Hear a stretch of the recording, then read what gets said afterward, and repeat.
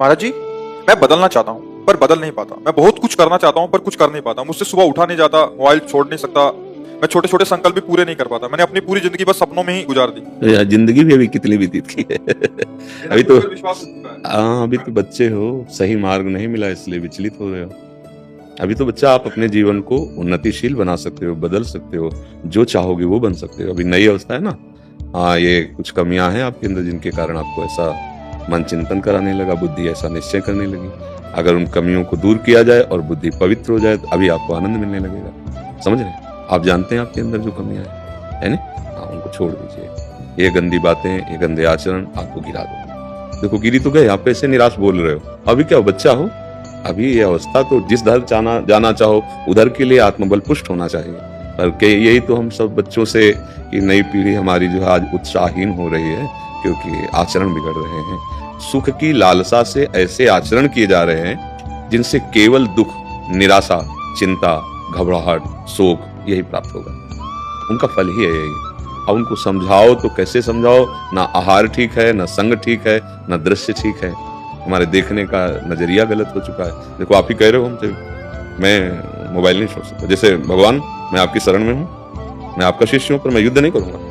अर्जुन जी कहते हैं, यहीं से तो हंस के भगवान उपदेश करते हैं। जैसे आपने फाइनल कर दिया, तो मैं मोबाइल नहीं छोड़ूंगा। हम कह रहे मत छोड़ो मोबाइल, लेकिन मोबाइल में गंदी बात देखना तो छोड़ सकते हो ना। उतना तो आपको कंट्रोल रखना पड़ेगा अपने ऊपर। नहीं रखोगे, देखो हर चीज में गुण और दोष दोनों विराजमान है। जड़ चेतन गुण दोष में विश्व कीन करतार, संत हंस गुण गाए पे परिहरिवार विकार। जैसे दूध पानी रख दो तो हंस दूध पी लेगा, पानी छोड़ देगा। ऐसी गुण दोषमयी सृष्टि रची गई है। हमें गुण स्वीकार, मोबाइल में गुण है। आप एक दूर देश में बैठे एकांतिक महात्मा के वचन सुन सकते हो, किसी भी महात्मा के वचन सुन सकते हो, किसी भी शास्त्र का स्वाध्याय कर सकते हो। उसी में आजकल सब नई व्यवस्थाएं हो गई। कोई संकट है तो आप किसी को सूचना दे सकते हो, लेकिन उससे गलत जो बातें हैं वो ना देखो, उसका दोष स्वीकार ना करो। अब पास में मोबाइल है, गंदी बातें देखोगे, गंदे आचरण करोगे तो यही बात। हम मोबाइल छोड़ने की बात नहीं कहते, हम मोबाइल में गंदी बात ना देखने की बात करते हैं। वो तो छोड़ सकते हो ना, छोड़ सकते हो ना, तो देखो छोड़ करके। गंदी बात देखो मत, और जो गंदी बात करते हो करो मत। और राधा राधा राधा राधा, जिससे दवाई खाई जाती है वैसे हम आपको कह रहे हैं, राधा राधा राधा राधा नाम जप करो, थोड़ा व्यायाम करो, सुबह सुबह 1-2 किलोमीटर दौड़ो। शरीर से जितनी मेहनत करोगे उतने ही तुम महान बनोगे। ये जो शरीर को प्रमाद और आलस्य में डालते हैं वो किसी काम के नहीं रह जाते हैं। ये शरीर मैं थोड़ी है कि इसको इतना दुलार करे। उचित दुलार करे, हार दे दे, वस्त्र दे दे और खूब इसको सत्कार्यों में लगावे। अभी आपकी बुद्धि पवित्र हो जाएगी, पाप नष्ट हो जाएंगे। थोड़ा सा भी परहित का कार्य तुम्हारे जीवन की लाह को बदल सकता है। थोड़ा सा परहित कार्य। अभी तो परहित जाना ही नहीं, अभी तो केवल इंद्रियों के विलास को सुख माना और उसी में लग पड़े। ये अवस्था तो ऐसी नहीं है। इस अवस्था में तो हम अपनी ऐसी नींव रखते हैं जिससे हम राष्ट्र भक्त बने, हम मातृ पितृ भक्त बने, देव भक्त बने, भगवत भक्त बने, जगत का कल्याण करें, अपना कल्याण करें। अब ऐसे में तो बच्चा देखो, तुम निराश हो गए, नहीं हो गए निराश, ये अच्छी बात नहीं है। निराशा अच्छी बात नहीं। अगर हमारी बात मान लो, हमारी प्रार्थना मान लो, तो जो तुम जानते हो कि गंदे आचरण है, जिनके रोकने में तुम असमर्थ हो, उनको रोकने में समर्थ है प्रभु का नाम। नाम बल है। जितने भी महात्मा काम क्रोध लोभ मोह मद मत्सर पर विजय प्राप्त की, नाम बल से प्राप्त की। हम जानते हैं नहीं करना चाहिए, फिर भी ऐसा लगता है जैसे कोई भूत हमारे ऊपर चढ़ गया हो, हमसे करवा लिया हो। वो वासना है, वासना का भूत है।